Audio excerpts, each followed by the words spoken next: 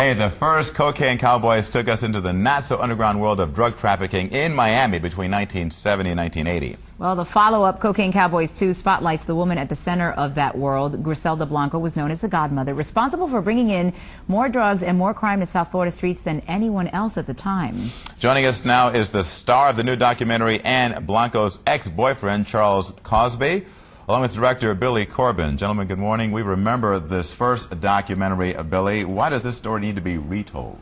Well, it's not being retold. It's a pretty true sequel. Literally picks up where Cocaine Cowboys left off. And we just got literally thousands of emails and MySpace messages and Facebook messages from all over the world from people who just wanted to know more about this particular character, this particular thread from the first movie. So, you're talking about Blanco. Absolutely, the godmother. Everybody just wanted to know. We just heard from sort of famous fans like Janet Jackson and Pharrell Williams, and just lay people just writing us on MySpace going like, tell me more about the godmother. Wow, and I saw some of the trailer there, and it's not for the faint at heart. You really tell it like it is. You are a total rags to riches story, and you don't hold back. Well, like Billy Corbin always says, you know, I shoot straight from the hip. No pun intended. Yeah, no pun intended. I mean, you know, it was a heck of a story, you know, and I don't think no filmmakers other than Billy Corbin and Raconteur could have really captured the story, you know, the way that it actually is. You were her man. I was her man. Why'd she pick you? That's a good question. Your sweet-talking letters that you sent her? Well, yeah, I talk sweet to her, you know, letters and telephone calls, but, I mean, you would have to really ask Griselda why specifically me. You know, I never asked her. She's not She here, was depicted as the most, you know, well, we don't know really where she is. Known she was deported back to Colombia.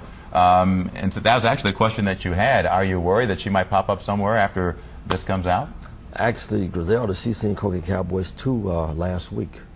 And coincidentally, last night at the premiere, her son, Michael Corleone, he was my special guest.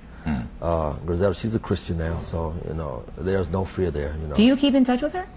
Well, hopefully I'll be able to talk to her by the end of the week, but I've been in contact with her son, Michael Corleone, for the last 3 weeks. She had 4 sons. 3 of them were apparently assassinated right after they went back to Colombia. So this whole life, there was fast money, but it was also very dangerous. And really, frankly, as a part of Miami that some folks want to forget, but it reminds us of just how this trade, the cocaine, and how it developed into crack cocaine. The trade went from Miami to California, didn't it?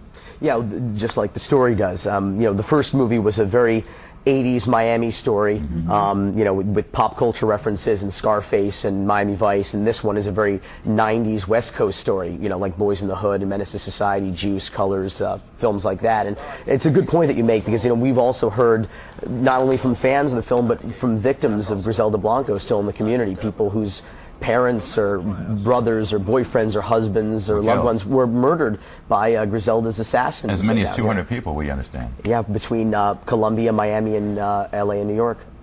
How did you survive the game?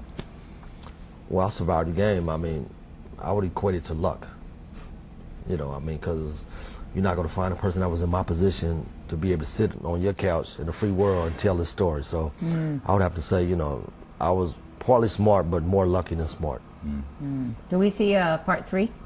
Oh, absolutely.